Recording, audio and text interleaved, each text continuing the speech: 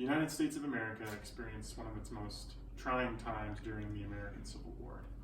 Luckily, we were blessed to have one of the greatest leaders of all time, President Abraham Lincoln, lead us through this time. Today I want to discuss 3 essential leadership qualities Abraham Lincoln possessed. His ability to listen to different points of view and surround himself with those of opposing points of view. His clear vision and his ability to effectively communicate that vision to those he led.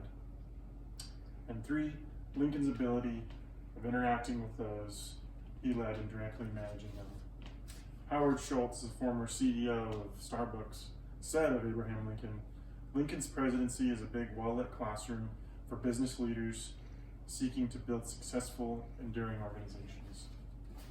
The first point I want to talk about that Abraham Lincoln possessed, the first quality, was his ability to surround himself with those of opposing viewpoints. Lincoln had a cabinet, and he selected the members of his cabinet who were some of the greatest men of that generation, some of the greatest leaders. Many of those men held differing political opinions and differing political viewpoints, but Lincoln understood the importance of surrounding himself with people that disagreed so that they could have constructive conversation and coming up with solutions. Trevor Falk, in an article on the Robert H. Smith School of Business website, said, "In certain circumstances, having disagreements among teams and the discourse that this disagreement elicits can translate into better success for certain types of teams who are tackling complex problems." And so that kind of sums up the importance of leaders surrounding themselves with those of different views and viewpoints, because it just creates constructive conversation. Now, the next thing Abraham Lincoln, the next essential quality he had, was the importance of having a vision and expressing and communicating that vision clearly to followers. It's important. A vision is so vital to an organization because it flows through a workplace, and it flows through a workplace, or like an organization, and acts as a foundation that inspires people and gives them a direct goal and understands, so people understand what they're doing when they have a vision. Now, Lincoln's main vision as president was to preserve the Union and to eliminate slavery. That was his main vision and foundation. Lincoln remained steadfast to this vision despite great political opposition, trying family drama. He lost his son during this time. His wife had issues at times as well. He himself had emotional distress.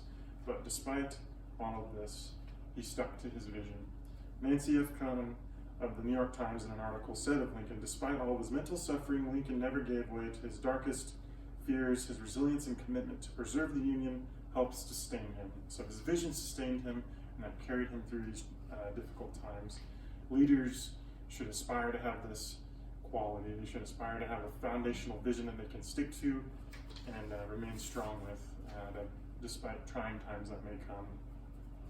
Now, it's important for leaders to also be able to effectively communicate this vision to their followers. Lincoln understood that this was very important, and he spent a lot of time preparing his speeches and preparing how he was going to present his vision or his message to his followers and those he led. Frank Kearney on the website Thayer Development Group said this of Abraham Lincoln: "His speeches, oral and written, conferences with his cabinet, and meetings with congressional groups were all designed for him to both listen and learn, as well as reinforce his position." So that kind of reiterates just how vital it is to clearly communicate a vision, and how Lincoln understood that importance of that. Now, the last essential leadership quality that Abraham Lincoln possessed was being among his followers and managing them directly. Lincoln played an active role. He was constantly out among soldiers, meeting them, encouraging them, and this made it so that soldiers had a great adoration for him because of this leadership quality. There was a journalist at the time that said, "Mr. Lincoln's manner toward enlisted men with whom he occasionally met and talked was always delightful, and its bonhomie and its absolute freedom from anything like condescension." So he had a way of being among those that he led that was not condescending. They, had great respect for him, and he inspired them through just kind of being a down-to-earth person and showing that he cared for them. And it's important for leaders to understand this important aspect. They should be above those that they lead, but it's important to, meet those and be among those that you're leading.